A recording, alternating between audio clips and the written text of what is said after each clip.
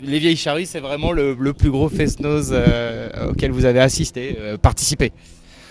Si on considère ça comme un fest-noz, c'est effectivement un des plus gros fest-noz qu'on a fait. Ceci dit, on a fait des très beaux fest-noz qui étaient des petits fest-noz qui avaient tout autant d'importance parce que nous on est nés dans le fest-noz traditionnel, on va dire, et la moindre occasion d'aller jouer, que ce soit dans un cabaret, un théâtre, une salle des fêtes ou un festival, pour nous c'est le plaisir de jouer. Après, les dimensions, elles ne sont on constate ça, on prend du plaisir autant à jouer devant 500 personnes que devant, en l'occurrence, au Vieilles Charrues, on avait joué devant 55 000 personnes. Là, et pour le coup, c'était un gros fest-noz. Ouais. Comment on réagit? 55 000 personnes, c'est pas très naturel pour ce genre de musique finalement. Comment on a réagi, c'est assez spécial parce qu'en fait, on est monté sur scène, les gens hurlaient. Il faut savoir qu'on avait remonté le groupe alors qu'on avait arrêté depuis 12 ans, ce groupe. Donc il y avait une émotion déjà avant de commencer. On a mis 2-3 minutes avant de commencer la première note. Tellement nous-mêmes on était émus, quoi. Et émus par la reconstitution, par le fait d'être invité sur la grande scène des Vieilles Charrues. Il y avait Scorpion juste après. Et ensuite, voilà, donc c'est forcément 50 000 personnes.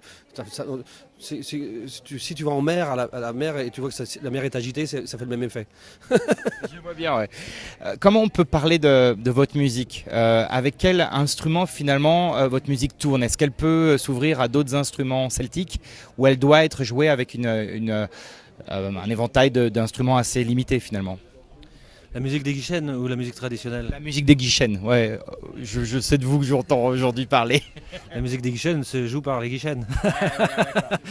Peu importe l'instrument en fait, c'est ça? C'est vrai qu'on joue en duo actuellement, mais il faut savoir qu'on a joué dans diverses formules. On a eu beaucoup de musiciens à tourner avec nous, on appelait ça guichet groupe à l'époque. Donc il y a eu des binious, des bombardes, des violons, des basses, batteries, des chanteurs.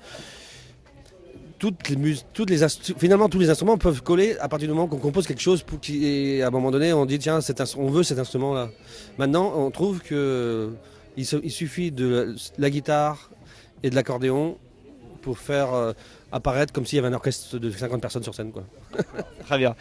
Alors maintenant, vous êtes à Paléo, en Suisse. Ici, il y a, je ne sais pas si vous le savez, mais des racines celtes qui sont très fortes. Les Helvètes étaient un peuple celte.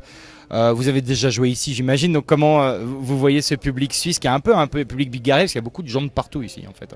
En fait, c'est la 4e fois qu'on joue en Suisse. On a fait l'Irish Guinness Festival, le Festival Corberrier et puis Neuchâtel. Et aujourd'hui, donc Paléo.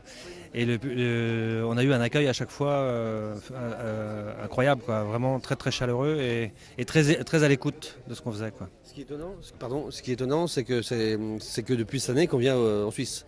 Au bout de 30 ans de carrière, il était temps parce que on est bientôt à la retraite. Hein. Vous pensez pas continuer longtemps comme ça? Est-ce qu'il y a des moments un peu de lassitude parfois? Non, mais c'est-à-dire que des fois, il peut y avoir peut-être des fatigues, mais nous, on n'a pas l'intention. Au contraire, on sort de mieux en mieux, de plus en forme. Plus on vieillit, plus on est en forme. D'accord. Bon, tant mieux. Là, il y avait Carlos Núñez hier. Je suppose que c'est des gens que vous avez rencontrés lors des festivals interceltiques et autres endroits comme ça.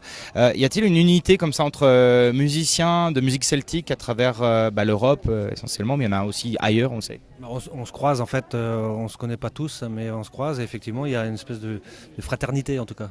Plus qu'une unité, une fraternité, c'est une famille. Tous les musiciens sont une grande famille et puis voilà, on a l'occasion, comme des bateaux dans un port, accoster, appareiller et se dire bonjour, boire un verre et puis c'est comme ça. Ce qui est étonnant, c'est qu'on croise des gens ici par exemple, Denez notamment, qu'on a croisé il y a longtemps, 20 ans, on les croise qu'à l'étranger.